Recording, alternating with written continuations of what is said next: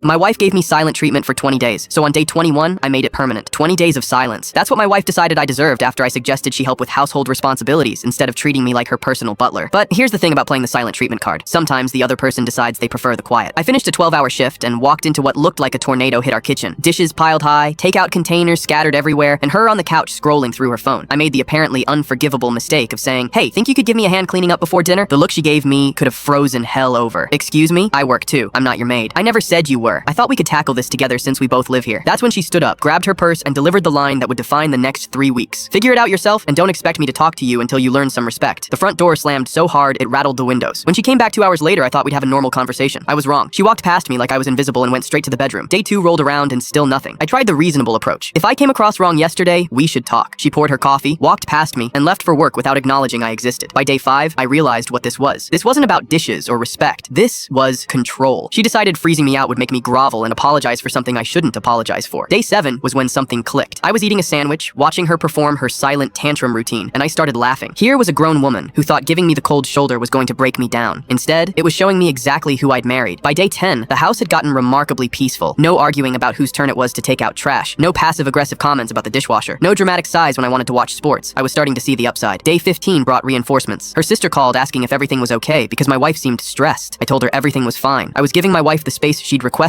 When her sister tried to dig deeper, I said she knows how to end this anytime she wants an adult conversation. But here's what she didn't realize during her tantrum. I was using this time to think about what my life had become and what I wanted it to be. Day 20 arrived with her pacing around like a caged animal, looking at me with this expression that screamed, "Aren't you going to do something?" But I was doing something. I was planning exactly what came next, because tomorrow was day 21, and she was going to try breaking her silence and pretending this episode never happened. Day 21 started exactly how I expected. She was going to walk into the kitchen with that carefully rehearsed, casual attitude, ready to graciously end my punishment and pretend the past 3 weeks never happened. Except I wasn't there for her performance. I'd left at 5:30 that morning, 2 hours before she got up. My overnight bag was in the car along with everything else I'd quietly moved out while she was performing her silent treatment. The beauty of someone giving you the silent treatment is they stop paying attention to anything you do. While she was slamming doors and huffing around, I was methodically removing my important documents. While she was posting cryptic social media quotes, I was transferring half our savings to an individual account. She probably stood in that kitchen for 10 minutes, waiting for me to respond. That's when she would have found the note I left on the bathroom mirror. Short and to the point. Silence is golden. Enjoy it forever. My phone started ringing around 8:30. I was already at my temporary place, having my first peaceful cup of coffee in 3 weeks. I let it go to voicemail. By noon, I had 17 missed calls. The voicemail started apologetic, then got frustrated, then turned angry. I saved every single one. After 20 days of treating me like I didn't exist, she expected me to be grateful for a casual conversation, like nothing happened. After 3 weeks of psychological manipulation, she thought I should jump at the chance to reconcile. 3 weeks later, she was served with divorce papers. The woman who thought silence was a weapon learned that sometimes the best response to manipulation is showing someone exactly what life looks like without you in it. And sometimes that life looks pretty good.